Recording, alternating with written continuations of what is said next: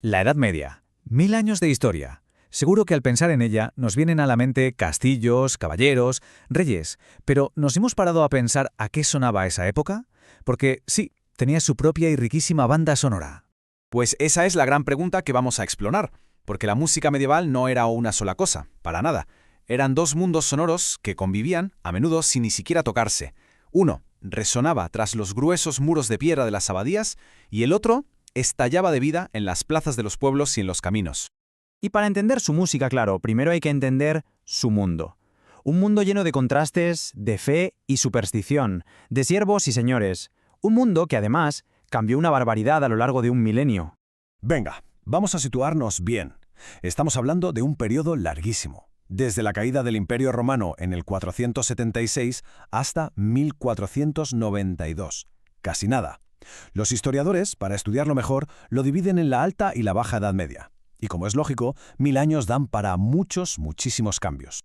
Al principio, en lo que llamamos la Alta Edad Media, la sociedad era casi por completo rural. El poder se organizaba alrededor de la tierra, que estaba controlada por los nobles y sobre todo por la Iglesia. Es el famoso sistema feudal, donde la vida de la inmensa mayoría de la gente giraba en torno a estos feudos.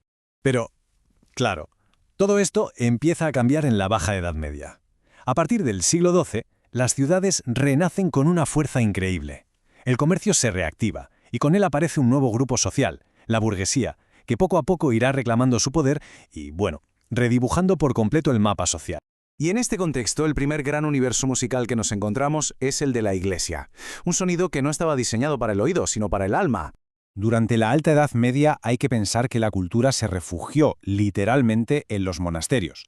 Eran auténticos centros del saber donde los monjes copiaban manuscritos, estudiaban textos clásicos y, por supuesto, creaban música. Una música con un propósito clarísimo: elevar el espíritu hacia Dios. Y esa música tenía un nombre: canto gregoriano. Fue, por así decirlo, la banda sonora oficial de la cristiandad europea durante siglos. Su nombre viene del Papa Gregorio Magno, quien a principios del siglo VII se encargó de recopilar y unificar todos estos cantos para la liturgia. Y este es el punto clave, ¿eh? Su intención no era entretener, para nada. El gregoriano era una herramienta espiritual. Su única función era servir de vehículo a la palabra sagrada, creando una atmósfera que invitara a la meditación. La música estaba completamente al servicio del texto divino. Entonces, ¿cómo sonaba exactamente? Pues mirad, sus características derivan directamente de esa función sagrada. Era monódico, o sea, una sola línea melódica, para que el texto se entendiera con total claridad. Era cantado solo por hombres, en latín, y siempre a capela, sin instrumentos, porque se consideraba que la voz humana era el único instrumento digno de alabar a Dios. Incluso el ritmo no era fijo, sino que fluía con el de las propias palabras. Dentro del gregoriano había diferentes formas de musicar el texto. La más simple era el estilo silábico, muy directo. A cada sílaba del texto le corresponde una única nota. El objetivo, máxima claridad, que no se perdiera ni una palabra. Aquí se ve de maravilla. Fijaos cómo cada sílaba del texto se corresponde con una sola nota. Es un estilo muy sencillo, muy directo, sin ningún tipo de adorno.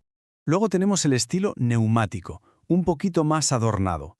Aquí, cada sílaba podía llevar un pequeño grupo de 2 o 3 notas, lo que le daba un poco más de fluidez y de riqueza melódica a la frase. Veamos el ejemplo. Algunas sílabas ya no tienen una sola nota, sino un pequeño dibujo melódico. Es un poco más decorativo, sí, pero sin perder nunca la claridad del texto, que seguía siendo lo más importante. Y por último, llegamos al estilo más elaborado y virtuoso, el melismático. Aquí es donde la música realmente se expande. Una sola sílaba del texto podía alargarse en pasajes larguísimos y muy complejos de notas, los llamados melismas. Y este ejemplo, madre mía, lo ilustra a la perfección. Mirad cómo una sola sílaba se expande en una auténtica cascada de notas.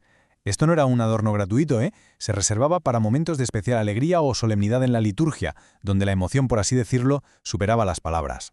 Pero claro, la vida no solo transcurría dentro de las iglesias. Mientras los monjes cantaban en latín, fuera, en las cortes, en las plazas y en los caminos, sonaba una música completamente diferente. Venga, pues vamos a adentrarnos ahora en esa otra banda sonora medieval, la música profana, la que no hablaba del cielo, sino de la vida aquí, en la tierra, del amor, de la guerra, de las fiestas y del vino. Este cambio social del que hablábamos antes se ve genial en la arquitectura de la época. Pasamos de la sobriedad defensiva del románico a la luz y la espectacularidad del gótico. Pues con la música pasó algo muy parecido. Se volvió más terrenal, más vistosa y empezó a hablar un nuevo idioma, el de la gente. Y claro, los protagonistas de esta nueva música eran muy pero que muy distintos a los monjes. Teníamos a los trovadores, nobles que componían poesía y música en las cortes, a los goliardos, que eran estudiantes un poco rebeldes que cantaban sobre los placeres de la vida, y a los juglares, los artistas ambulantes, los profesionales del entretenimiento de la época. Vamos a pararnos un momento en los trovadores. Ojo, que eran figuras de alto estatus, a menudo nobles, que triunfaron en las cortes, sobre todo en el sur de Francia. Sus canciones no hablaban de Dios, sino de los ideales del caballero, el amor cortés hacia una dama inalcanzable, la lealtad a su señor y las hazañas en la batalla. Y luego estaban los juglares. Estos eran, digamos, los profesionales del espectáculo. Iban de un lado para otro, de castillo en castillo y de aldea en aldea, y su trabajo era divertir al personal. No solían componer, sino que interpretaban las canciones de los trovadores y otras piezas populares. Además, hacían acrobacias, contaban noticias, eran, para que nos entendamos, la radio y la televisión de la época. Así que, como hemos visto, en la Edad Media convivían dos universos musicales. Eran casi opuestos en su función y en su sonido, pero juntos conforman el complejo y riquísimo legado sonoro de toda una era. Esta tabla lo resume de maravilla. Por un lado, la música religiosa, en latín, cantada a capela por monjes y con temas divinos. Y por otro, la música profana, en las lenguas del pueblo, interpretada por trovadores y juglares, con acompañamiento de instrumentos y hablando de amor, guerra y de la vida cotidiana. Dos caras de la misma moneda cultural. Y todo esto nos deja con una pregunta final, para darle una vuelta. De estos dos grandes ecos de la Edad Media, el sagrado y el profano, el canto para Dios y la canción para el pueblo, ¿cuál de los dos diríais que resuena con más fuerza en la música que escuchamos cada día en nuestros auriculares?